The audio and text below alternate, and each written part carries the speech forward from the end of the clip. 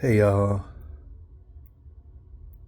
it is September 21st, and I just wanted to pop in and let y'all know, proclaim, if you will, Jesus. Some people call him Yeshua. I don't think it really matters. It's just how I learned about him. It's like his new name. He's got all sorts of names. So around here they call him Jesus, and that's why I call him that. He's the best. He's the best that ever did it. The number one favored son of God, I call him. And I feel pretty confident about that. I really don't feel confident about anything in the world. I want to talk to y'all real briefly about why that is. First, let me just mention real briefly that whole I don't know what it was, like ceremony or whatever for Charlie Kirk. I don't know how many people know about it. It seemed like a pretty big deal. Whole hundreds of thousands of people showed up, I guess, over there in Arizona to take part, and certainly more people around the world watched it and listened to it. I did a little bit of watching, a little bit of listening throughout today. And I would imagine, as I found it, that plenty of people found it quite touching. I listened to a little bit of Alex Jones covering it as well. And I can't remember if it was him. I think it was him or somebody else mentioning, gosh, it's interesting. You got a lot of politicians and other people there as well, but you got plenty of politicians proclaiming the name of Jesus out in public, doing so very proudly and happily. And for those who don't know, it's not very common. And that's what I've noticed for years and years, As people, these politicians claim to be Christians. It always seemed a little bit like they were afraid. Like it would be too divisive. They'd always say someone would at least come out and say, "Oh, God bless," and "Oh, God bless America," and God this, we stand one nation under God. And that's good, and I always like that, but I always notice, they just don't mention Jesus hardly. Because I guess that's kind of extreme. All right, and so I try not to take offense to it, but for some years now, I've remained very confident that he is the most favored son of God, all right? And so, it's worth mentioning. Real recently, I actually just cut it off right now, right before I turn on the camera. And I might go ahead and listen to some more of it because it wasn't done. I was listening to a debate. So for most of my life, probably, I didn't really seek out debates. That wasn't like a big thing, especially in my childhood, that I would go and be entertained by debates. But I noticed that, especially over the past couple of years, I've always been interested in listening to people argue back and forth. But more so debates, very heated, very intellectual debates. I love them. I think about them in the way that most people here in America probably think about their American football games or their college football games and those sort of things. That's kind of the way I think about them. I have no time at all. And it's just a personal thing to watch athletic sports. You know, I feel like I could hold my own in any of these sports, but I have no time to watch them. I'm not entertained by them. But debates, they're awesome. So this one debate that I've been watching just before I cut on the camera, it's between a man, and his real name is not Myron Gaines, and another man whose real name is not Destiny. And I forget, you know, Destiny's real name is Steven, and then Myron is like Amuru or some stuff. It's a fine enough name. I know I have what a lot of people would think of as a silly name, right? But so they were having a debate, more or less the whole premise of the debate, and they'll go off course a little bit here and there sometimes, but they're trying to stick to the specific topic of who is the biggest obstacle. The word obstacle is what they used. For peace. Is it Israel, the country of Israel, or the area of Palestine, the Palestinians? Who are the biggest sticks in the mud as far as peace goes? Who's really, really trying to not have peace? Which one of these entities, right? And Lord knows there's millions of people on each side of this debate who feel very strongly about that.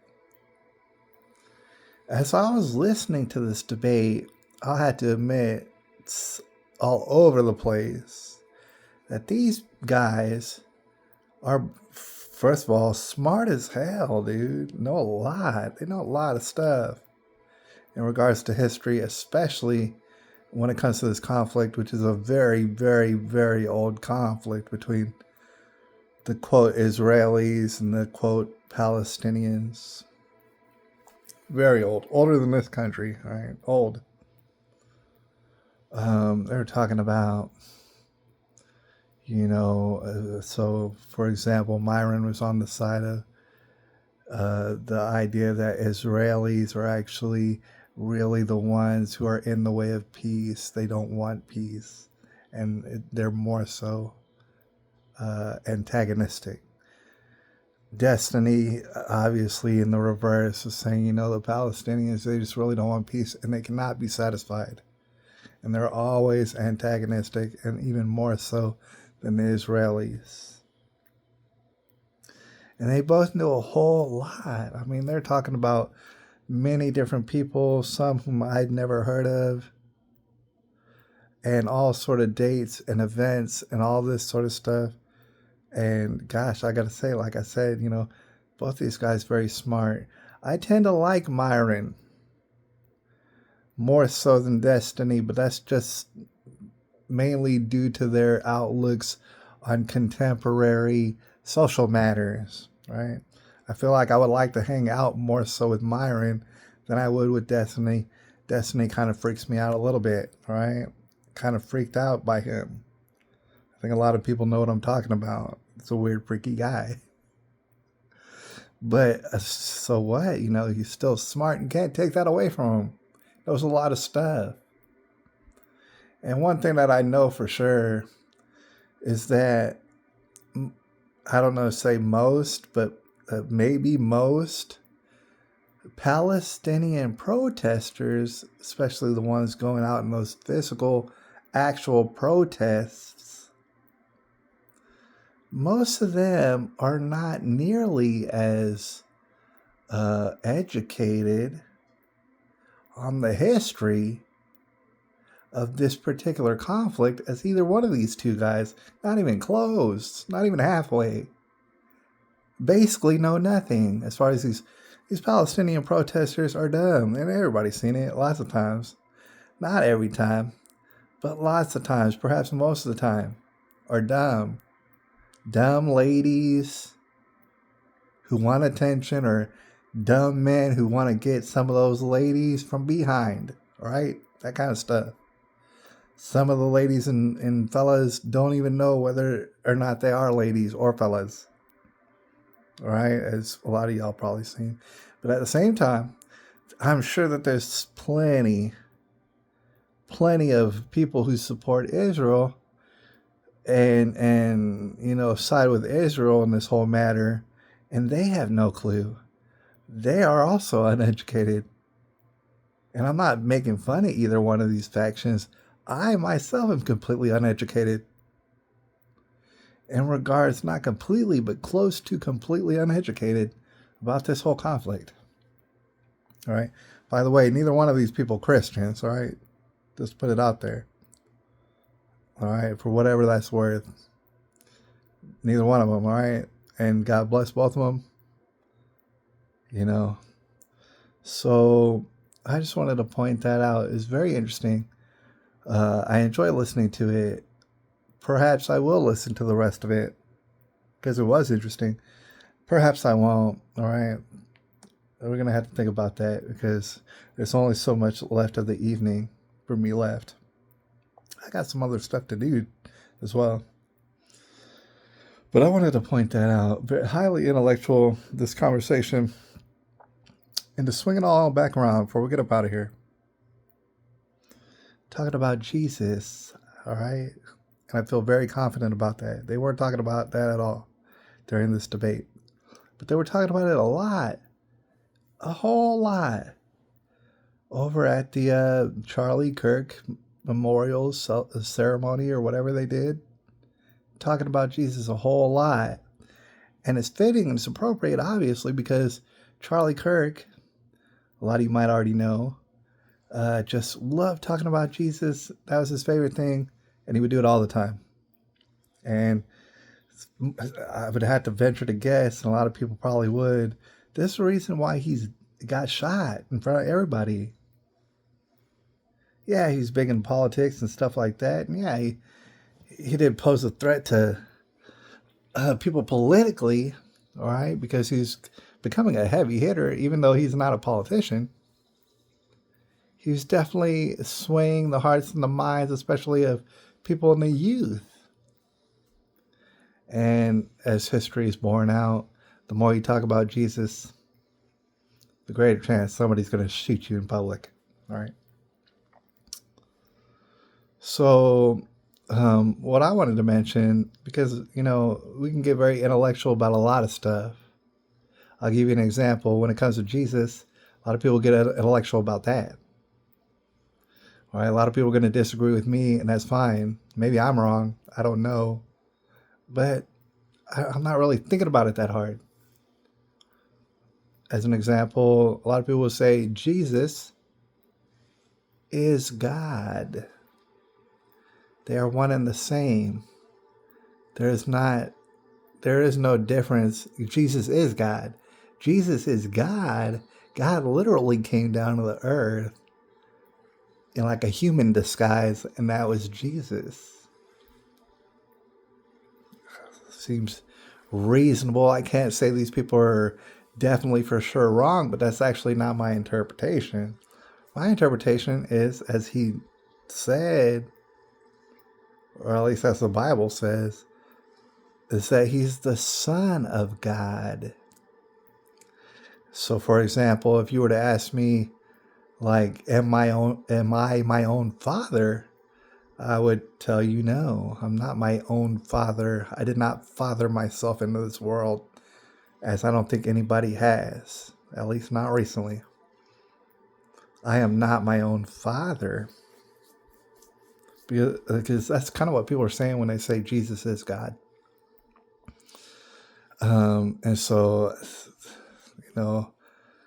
I'm not going to get all huffy about it, but in my perspective, Jesus is not God.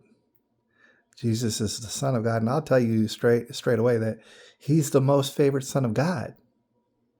And according to this Bible, how it's written in English, and who knows, because all the translations, it seems to me that Jesus said that we are all created by God, and we could all be children of God.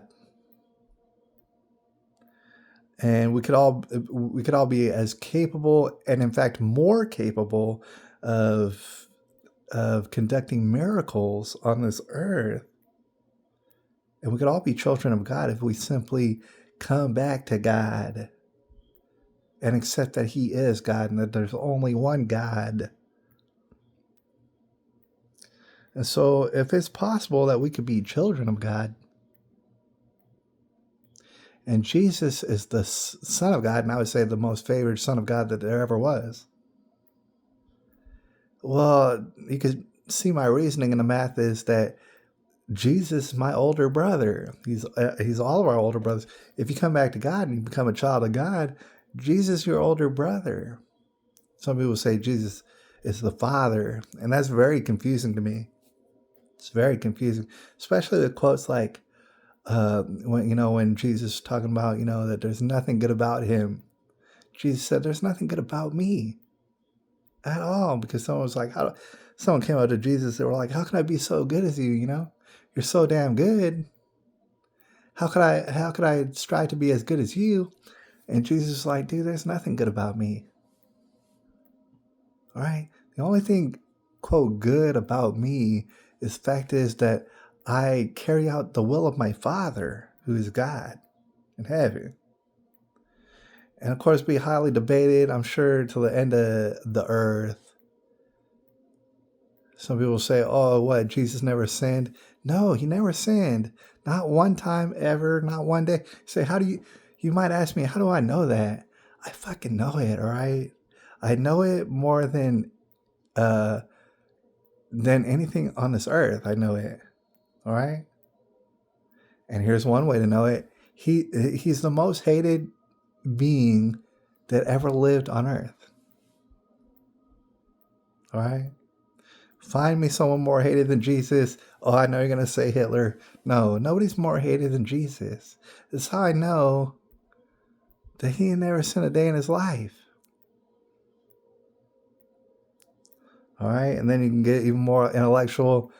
I heard Charlie Kirk talking about, the Catholics. He was like, you know what's wrong?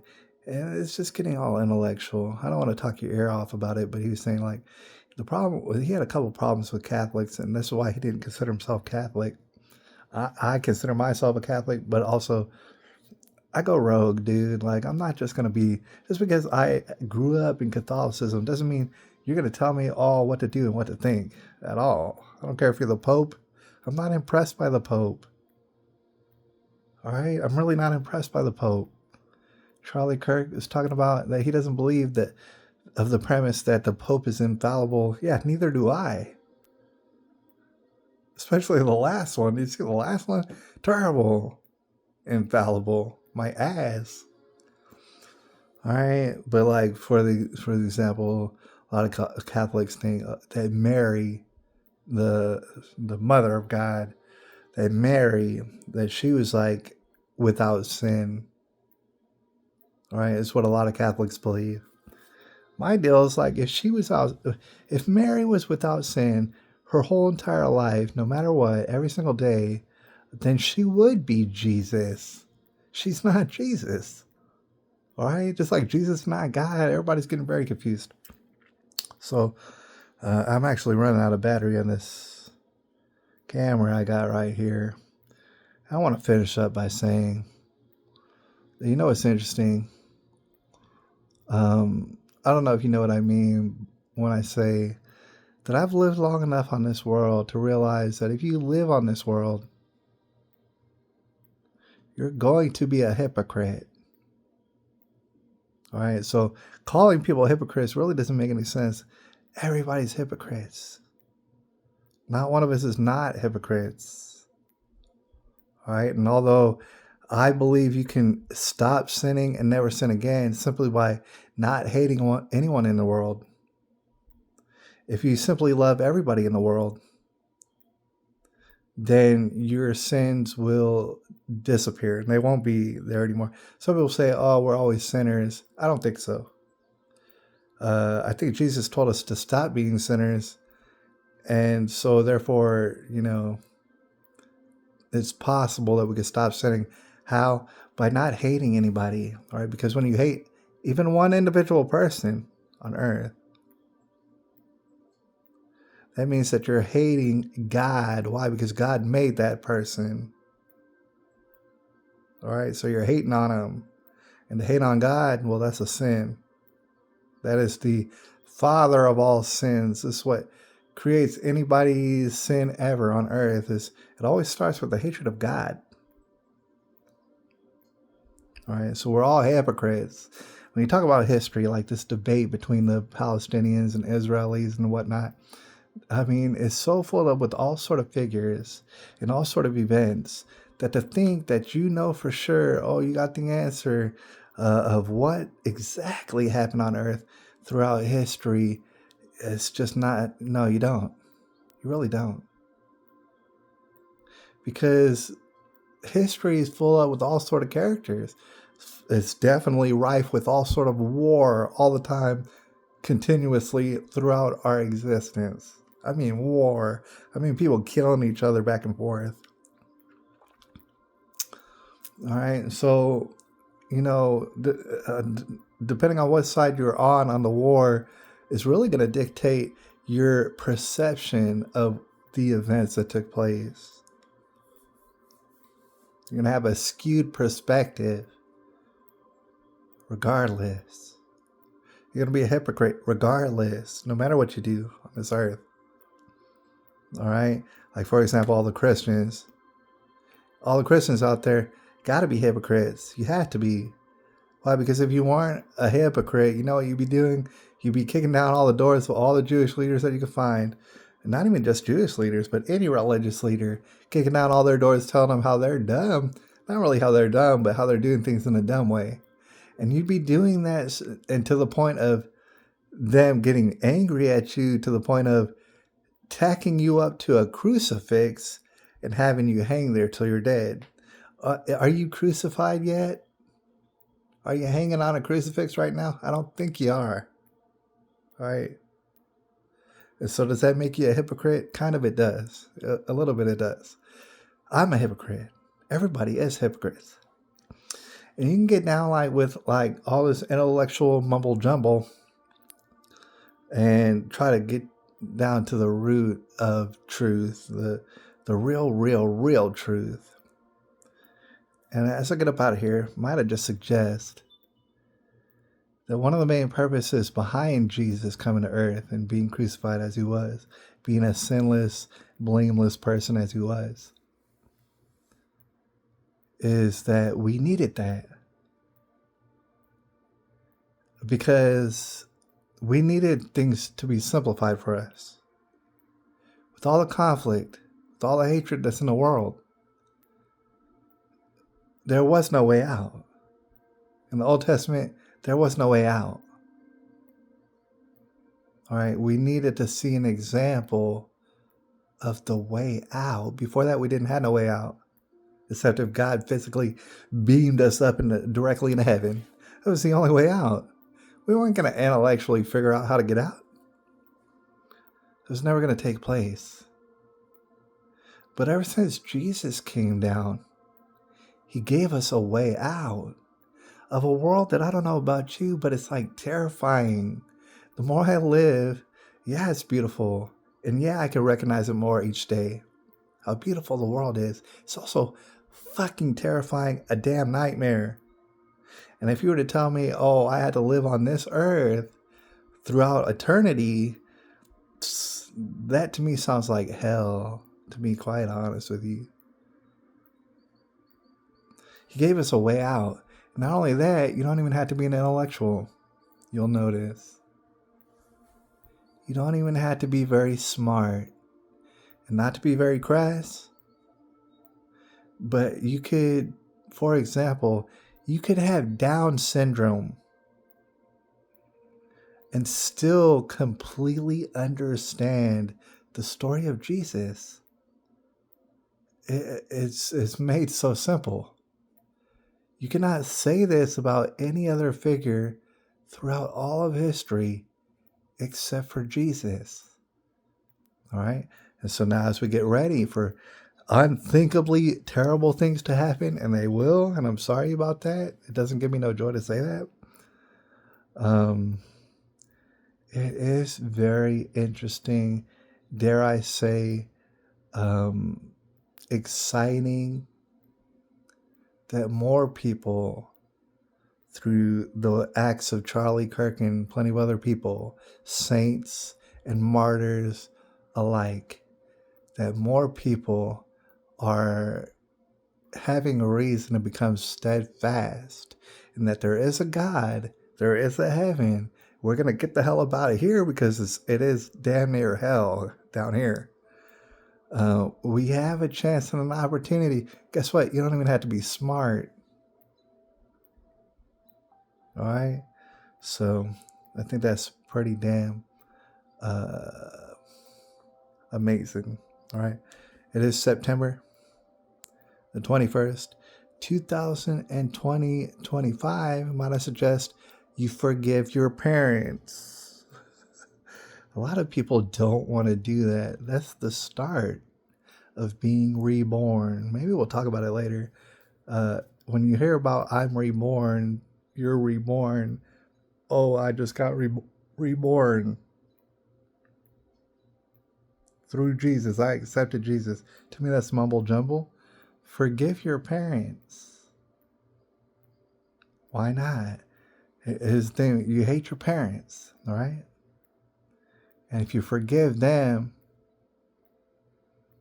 that's the first step. You realize that God is the person who, not the person, but the entity who gave you your parents. If you hate that, then guess who you hate? I'll holla.